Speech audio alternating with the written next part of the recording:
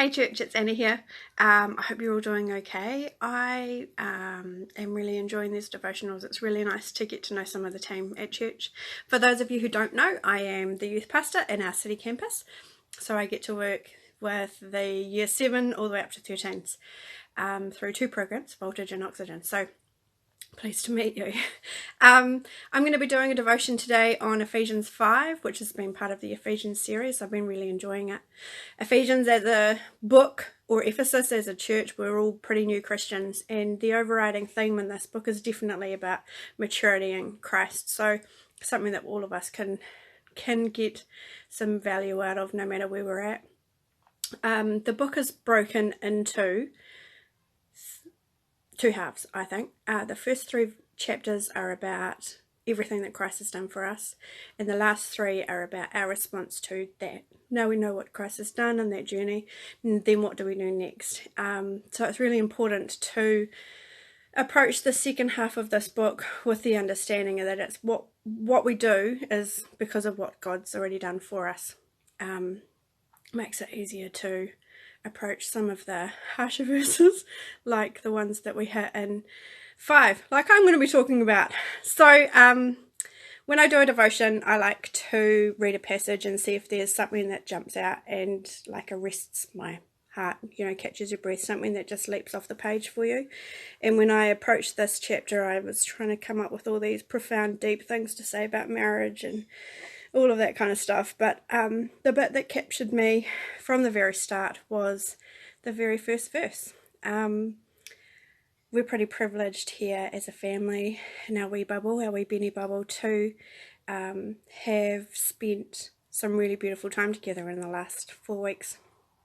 As a working mum, juggling preschool and Calvin's job and running a house and trying to start a small business and doing all of that kind of thing, it gets really, really busy, really, really quickly.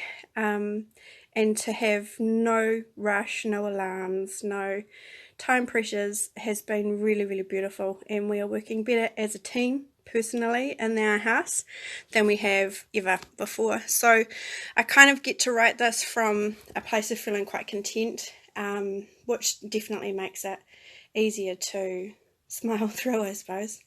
The first verse. I'm going to read it properly instead of remembering it, just in case I get it wrong. Be imitators of God as dearly loved children.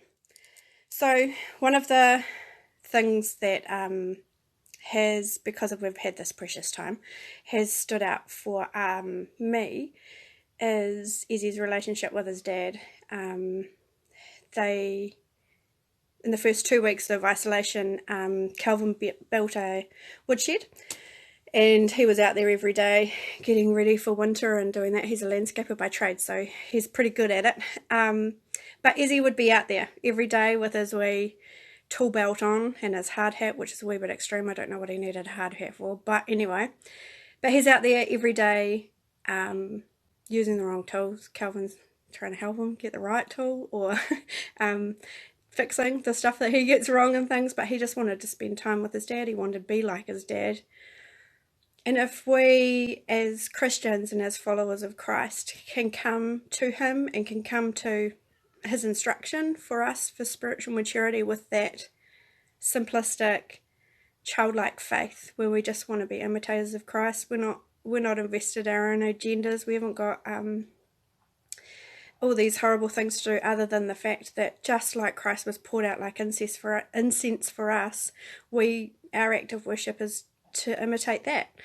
It makes it much easier to read the rest of this chapter when you're approaching it with that childlike, the way we speak about people, the things we put into our body, and the state of our marriages, whether you're married or not, your relationship with God. If you can come in a stressful time like this and just be able to strip right back to that childlike faith, then it's not hard. I'm sure all of us can relate to seeing a child copy a big kid, and that desire just to impress them, that desire to make them happy and to be noticed. I don't think that that's too far from most of our hearts when it comes to our relationship with God.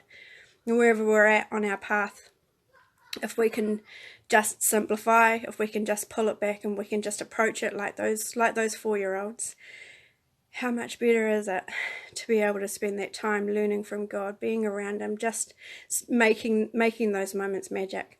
So that's all from me. The rest of the passage is pretty self-explanatory, and it's important to keep walking. It's important to keep journeying, but let's do it as imitators of God, as dearly loved ones, kids that are safe, kids that are loved, kids that God would do anything for. He just wants to spend that time with us, and He just wants us to look up to Him like those little kids. So bless you guys. Keep safe, and looking forward to seeing you all really soon. Bye.